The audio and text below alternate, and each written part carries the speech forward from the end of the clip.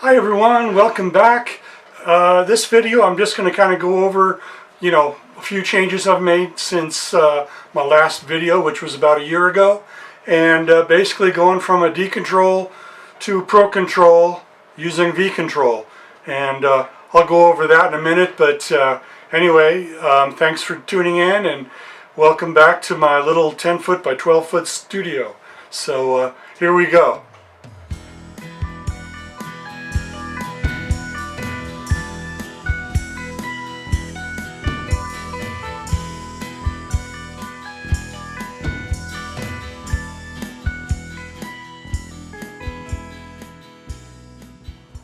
Oh, welcome back everyone. It's been about a year since I made my last video. I kind of have a 10 foot by 12 foot recording studio that's kind of in the backyard. And I made a few changes. A year ago I had a D control board, and it would only work with Pro Tools HD or Ultimate, and no way around it. That's the only way it'll work. And there's a software company called V Control that will work with a whole bunch of Digidesign boards, which to me are the best control surfaces on the planet. But if you're wanting to use other DAWs, if you want to, I'm using Presonus. I just upgraded Studio 1.7, and I just love that software and trying to get used to Pro Tools. Not to mention, it'd be almost $2,000 to upgrade to get Pro Tools Perpetual Ultimate that would run that D control, which if I could afford it, I may have continued to learn how to use it. But I've been using Presonus now for probably 10 years or something like that, a long time, and I really love that software, and version 7 is even better. V Control, Nyrix V Control, it works with almost every one of those older Digidesign control surfaces except for D control, but it works with D command and many others. So basically, I traded straight across for a Pro Control, and it had a lot of features. It was huge. It was 8 feet wide, and it came with a Argosy Desk that was made just for the Pro Control. So I basically took the best of that Pro Control and sold off all the other pieces, and kind of shortened that Argosy Desk from 8 feet down to 5 feet, from what it was 32 channel down to 24 channels. It even had a lot of pieces to it that I just don't use. So and on top of that, the Argosy Desk, over 20 years old. So I reupholstered the arms, the armrests on it. I just went to a fabric store and got vinyl and kind of redid those, took the old off and put on new. Looks really nice. The other changes that I've made, I'm using AI a little bit with Audimee, and I'll have to do a video on Audimee. It's an AI. Basically you can take one of your vocal, I use it for taking a vocal and just isolating that vocal and kind of turning it into a high quality MP3 file. You just drag it over to this Audimee, and then it will just put a female vocalist in place of your voice. That's kind of the short answer, but I love it. I mean, I can't tell the difference. It sounds really good. So it's kind of nice. I don't have to hire a background vocalist when I'm doing my audio tracks. And I added a really nice Taylor 614 for when I'm doing live performances. They're just kind of the standard. I do not religious music, but I do spiritual music along the realm of science of mind, not Scientology, science of mind. So that's kind of the music that I write and I perform at here in Colorado.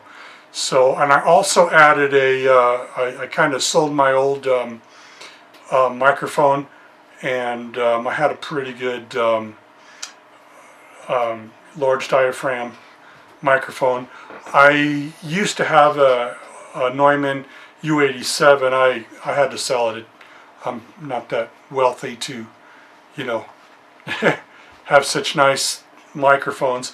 But I did buy a Warm Audio WA47, which is, I really love it. It really it gives a nice, I use it for everything audio that I mean everything analog for, recording guitar and vocals and so on. And let's see what else. And I just kind of spruced up the studio a little bit to match this board. And so I'm fairly good at electronics, and anything that goes wrong on this old board I can repair. The main piece wouldn't work for utilities if you want to do Vegas mode, and I simply went on Reverb and found a good deal on I needed a control main board. I swapped it out. I had 3 faders that would simply slap one way and slap the other way, and just didn't work. And so a friend of mine and myself, we took the fader. Hold on. Here's one of the bad faders here. I purchased a brand new fader on Reverb. I think it was $45 for a new fader, but it gets expensive. So the other 2 faders we took apart, and I thought there are 2 small chips, and replaced those chips. That didn't work, and turns out my little VOM meter didn't read resistors very well. So I had my friend with his good meter come over, and it was pretty weird. I had their little surface mount resistors on the fader board itself, and one of the faders had one bad resistor, another one had a different resistor bad, and then the third fader had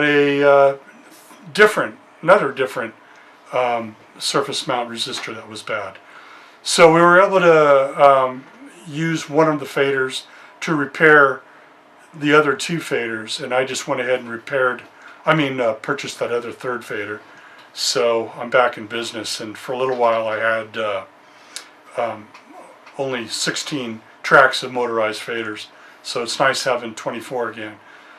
And that's kind of where it's at right at the moment. So I'm back making music again, which is really nice. I'm using an Alesis QS7 old keyboard that I use basically just as a controller, and I use the sounds in my Presonus. But it was nice using it just as a piano, but there's something bad in the audio section on my keyboard now, so it's making a bit of a buzzy sound, and I don't feel like taking it apart. So it works fine as just a controller with my Presonus, and I need to use it more as a MIDI keyboard anyway. So anyway, that's it for this video. I just thought I'd kind of show you where I'm at so far, and where I'm at from 2024 to 2025. And as things evolve, I'll let you know. And once again, I really love Nyrix V Control. I may make another video on how to use how to use V control if you're using. I'm using Windows 10, and I'm using Presonus. And if ever you take your computer and disconnect it and reconnect it, it doesn't see that V control anymore. And so I may do a video on how to reconnect that V control if you're having trouble, like I did anyway. So anyways, we'll catch up with you on the next video, and we'll see you real soon. Thanks for watching, and don't forget to subscribe and like, and hopefully I'll do some more content and more videos in 2025 here. I've got another one I'm working on already, so we'll see you real soon. Thanks again.